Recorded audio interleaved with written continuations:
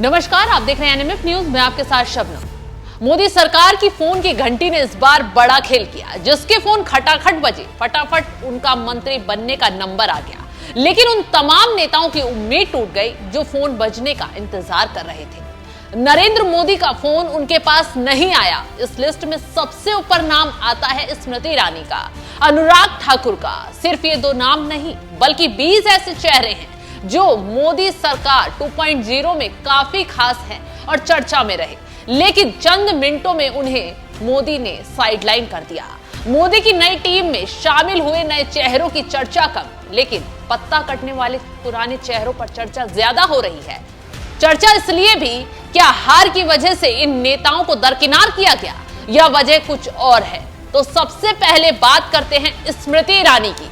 स्मृति ईरानी 2019 में अमेठी से चुनाव लड़ी और राहुल गांधी को हरा दिया था।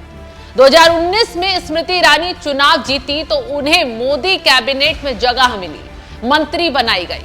2024 में अमेठी से स्मृति ईरानी हार गई। इस बार कांग्रेस के केएल शर्मा ने हराया। हारने के बाद स्मृति ईरानी को ना कैबिनेट में जगह मिली, ना ही मंत्रिमंडल में। और अब आगे कैबिनेट का विस्तार होगा तो शायद स्मृति ईरानी की आस पूरी हो जाए। लेकिन हालात और खबरें बता रही हैं कि फिलहाल तो स्मृति ईरानी को लेकर मोदी सरकार में कोई हलचल नहीं है। पुराने पन्ने पलटे तो स्मृति ईरानी जब 2014 में राहुल गांधी के सामने चुनाव हारी थी, उन्हें हारने के बाद भी राज्यसभा भेजा गया था। उसके बाद मंत्री भी बनाया गया था, जिसके बाद स्मृति ने अमेठी को अपना दूसरा घर बना लिया था।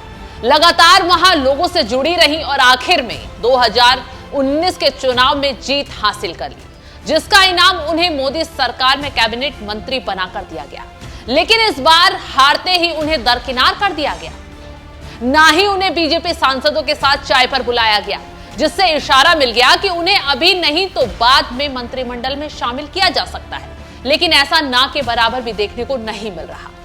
सिर्फ स्मृति ईरानी ही नहीं, 20 ऐसे चेहरे हैं जो मोदी सरकार के दूसरे कार्यकाल में बेहद खास रहे, पीएम मोदी के बहुत करीब रहे। सबसे बड़ी बात तो यह है कि उन्हें अहम मंत्रालय तक सौंपे गए थे, लेकिन इस बार उन्हें जरा भी भाव नहीं दिया गया। ना लिस्ट में नाम थे, ना ही उन्हें किसी तरह की बैठक में बुलाया गया। तो आगे की कहानी बताएं, खेल पर आएं, उससे पहले उन नामों को भी बता देते हैं जिनका इस बार पत्ता साफ कर दिया गया है।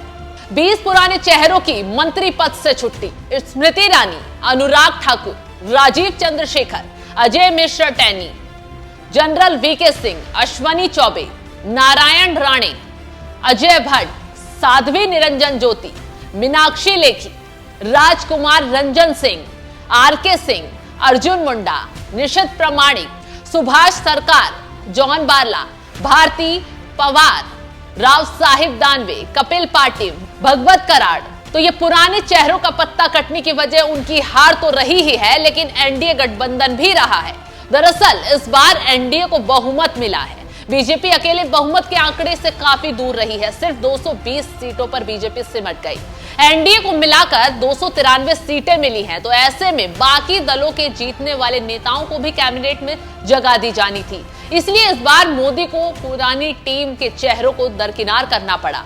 अगर एनडीए के साथी दलों की सीटों की बात करें तो टीडीपी के पास 16 सीटें हैं, जेडीयू के पास 12 सीटें हैं, शिवसेना के पास 7 सीटें हैं, एलजेपी के पास 5 सीटें हैं, जेडीएस के पास 2 सीटें हैं। कुल मिलाकर गठबंधन के पास 293 सांसदों का समर्थन हुआ है।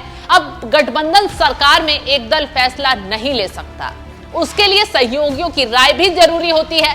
सभी रणनीतियों में फैसले में संतुलन भी बनाना पड़ता है। क्यों, कब कौन रूठ जाए, कौन खेला खराब कर जाए, कहा नहीं जा सकता। इसलिए एक एक कदम फूंक फूंक कर उठाना पड़ रहा है। सहयोगी दलों को साथ लेकर चलने की चुनौतियों से गुजरना पड़ता है। ये बात इस बार पीएम मोदी बखूबी जानते हैं। इसी के साथ अब कैबिनेट से पत्ता साफ होने वालों की कहानी तो बता दी, लेकिन ऐसे दो चेहरों के बारे में भी बता देते हैं जो चुनाव तो हार गए, बावजूद उसके भी उन्हें कैबिनेट में जगह मिली है। 10 ऐसे नाम भी हैं जो चुनाव नहीं लड़े, फिर भी उन्हें मंत्री बनाया गया है, लेकिन जो पुराने चेहरे थे उन्हें एकदम हटाया गया। हारने वाले दोनों लोगों को क्यों कैबिनेट में जगह दी, चलिए इसका भी गणित समझा देते हैं। चुनाव हारने के बाद एल मुरुगन को कैबिनेट में मिली जगह। रवनीत सिंह बिट्टू को भी चुनाव हारने के बाद कैबिनेट में जगह मिली। अब क्यों हारने के बाद भी दोनों सांसदों को मोदी कैबिनेट में जगह दी गई, इसका गणित भी समझिए। दरअसल रवनीत सिंह बिट्टू पंजाब से आते हैं, कांग्रेस छोड़कर बीजेपी में शामिल हुए थे। उनका पंजाब में अच्छा खासा प्रभाव रहा है। इस बार बेशक वो चुनाव हार गए, लेकिन वोटिंग परसेंटेज ठीक ठाक रहा है। ऐसे में अब बीजेपी उन्हें आने वाले दिनों में राज्यसभा भेज सकती है, जिसका फायदा पंजाब में बीजेपी को मिल सकता है। बात करें एल मुरुगन की, तो उन्होंने नीलगिरी सीट से चुनाव लड़ा था, लेकिन हार गए।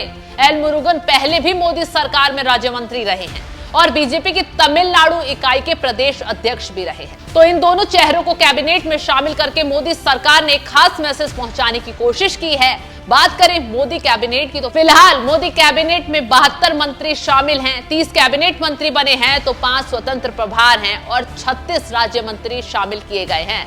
अब देखने वाली बात यह होगी कि जिन नेताओं को दरकिनार किया गया है, उन्हें अब पार्टी आलाकमान क्या जिम्मेदारी आने वाले समय में देता है। तो इस खबर पर आपकी राय क्या है, हमें कमेंट कर जरूर बताएं।